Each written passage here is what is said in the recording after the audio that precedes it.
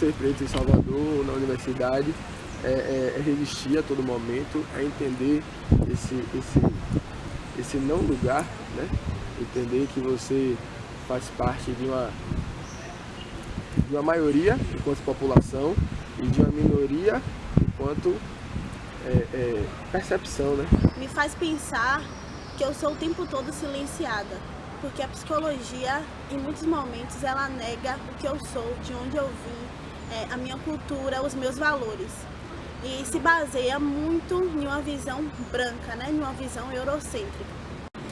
Ser mulher negra, estudante de psicologia, é difícil, mas é também transformador. Ser psicóloga negra é um desafio enorme, pelo menos é o que eu vivo e é o que a gente conversa, né, entre várias psicólogas negras e psicólogos negros também.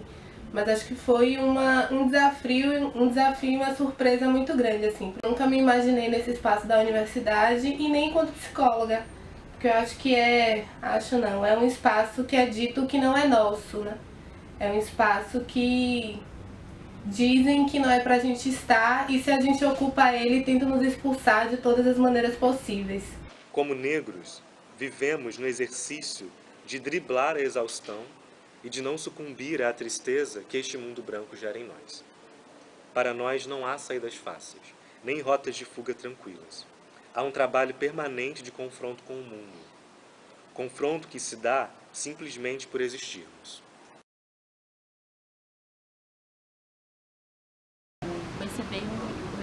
Perceber-me negra veio depois da entrada na universidade. Perceber que era possível, apostar que era possível me tornar psicóloga é mais recente ainda. É perceber, é começar a perceber quais são os exercícios diários e que a estrutura diariamente te comunica, te informa e te convoca a fazer esforço para se anular. Um desafio que, por natureza, é difícil, e difícil porque o tempo todo a gente tem que estar lidando contra a morte, contra o apagamento da gente mesmo. É também bonito, sabe? Eu entrei na universidade morena, parda, menos preta, né? Menos negra. Negra eu sabia que era, mas acho que o tornar-se negra ainda não tinha vindo. O ideal de humanidade é branco, né? É a brancura, é a branquitude. Então, se você não se adequa a esse ideal de humanidade, você não é humano. Então, você precisa vestir uma máscara para poder estar no mundo.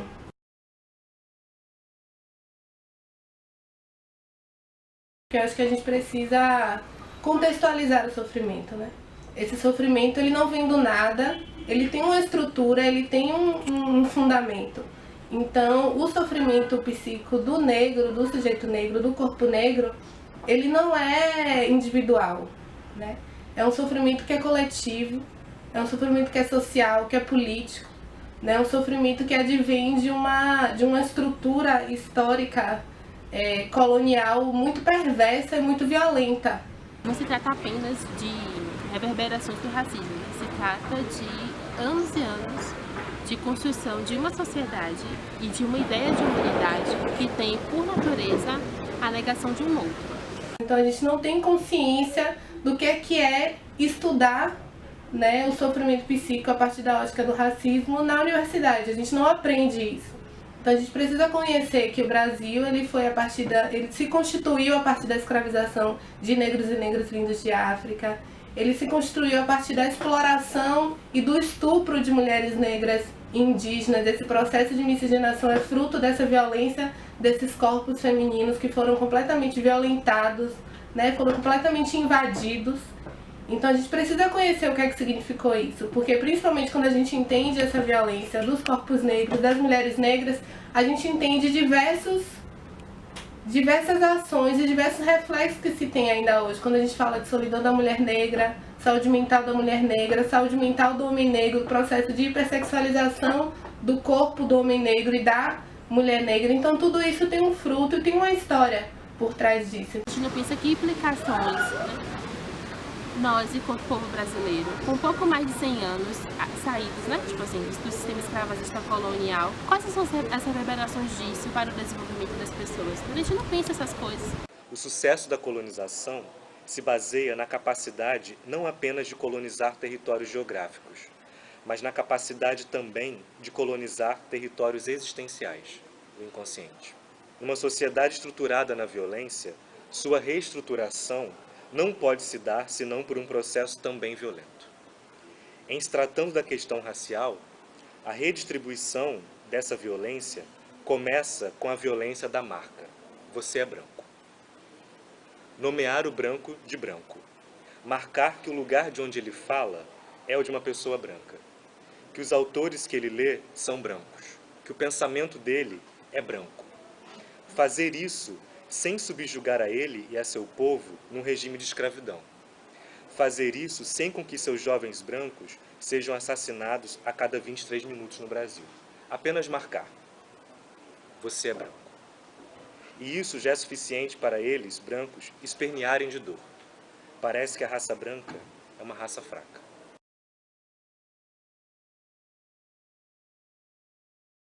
No início do século XX, na verdade, existiram uma série de teorias, né, teorias racistas, né, que falavam sobre a higiene mental do ser, baseado na eugenia, né, que seria no melhoramento da raça. E que esse melhoramento da raça viria através do processo de miscigenação, né, que seria de clarear o Brasil, porque os negros, os índios, eles eram vistos como pessoas que estavam fazendo uma má imagem do Brasil, né, que prejudicavam o Brasil, seus costumes. Você pensa que o uso da pimenta, né, que era algo da culinária dos negros, era visto como uma droga, né? Então tudo que era nosso era visto como algo ruim, né? Então era preciso embranquecer a população para que ela chegasse em um ideal branco, né, que seria esse ideal principal, que seria esse ideal bom para o Brasil, né, pautado numa política de democracia racial.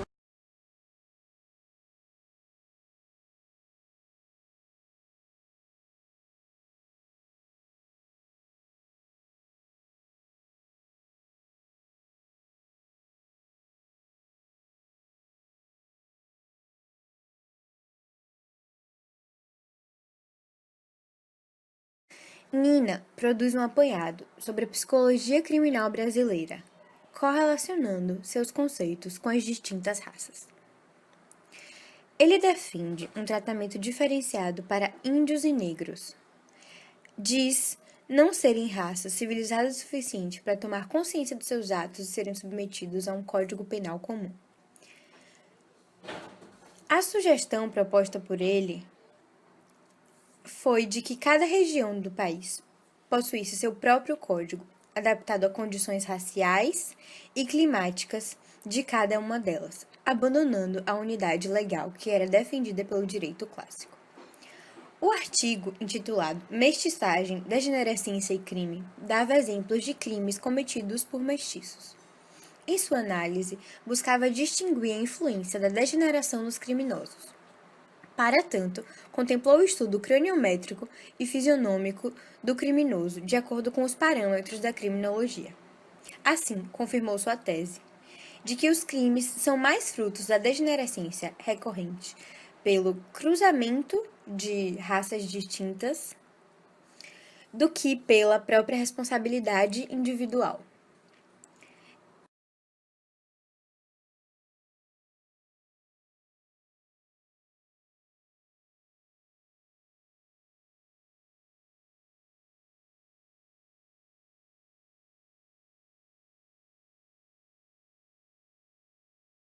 Até hoje, interroga-se o quanto tais estudos contribuíram e contribuem para a compreensão da visão que se tem dessa população, não só no senso comum, mas pela própria ciência. Um grande exemplo das marcas deixadas pela teoria de Nina Rodrigues é a nomeação, que ainda permanece vigente, do Instituto Médico Legal da Bahia. A finalidade do local é constituir provas materiais que sirvam de suporte para investigações e processos criminais. É ato político que diz muito sobre os fundamentos da instituição permanecer com o nome Instituto Médico Legal Nina Rodrigues.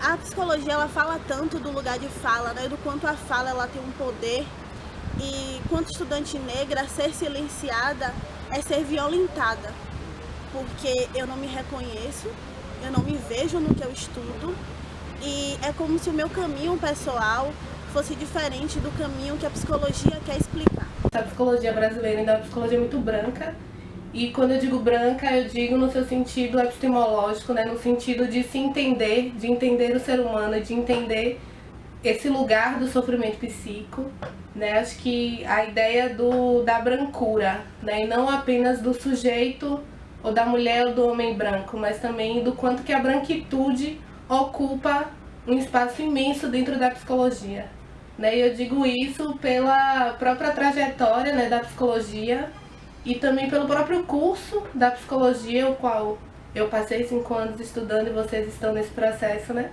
de estudo também para se tornarem psicólogas, mas o quanto que a gente não aprende a psicologia preta ou a psicologia antirracista, o quanto que a gente não aprende quais são os efeitos nocivos do racismo no corpo negro, né? Na construção, não só do corpo negro, mas acho que da construção da subjetividade do ser humano.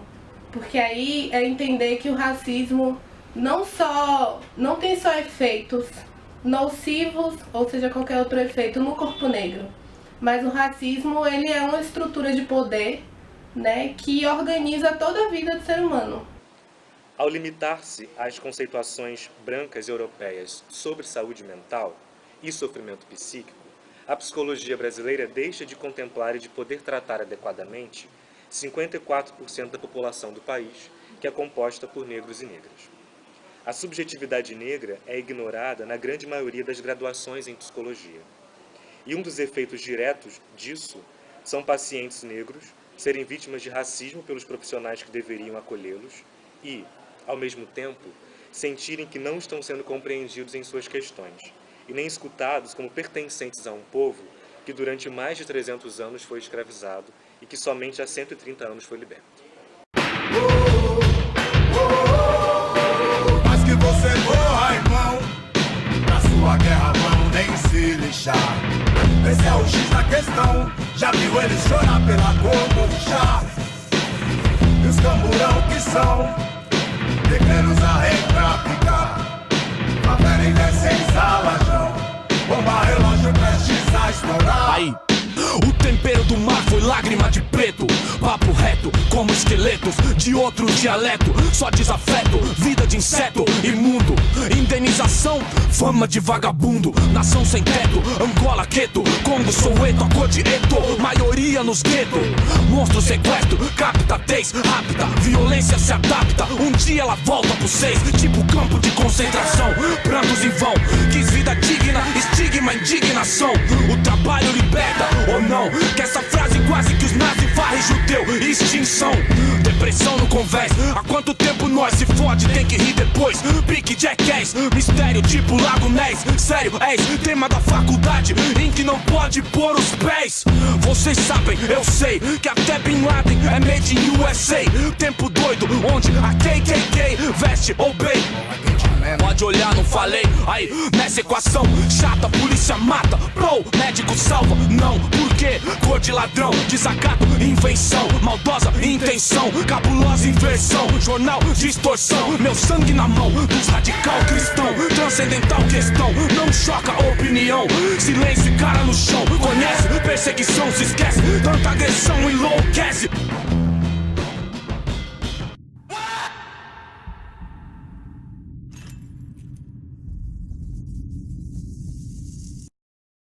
Para nós, população preta, a gente cuidar cada vez mais do nosso corpo, da nossa mente, do nosso espírito, né?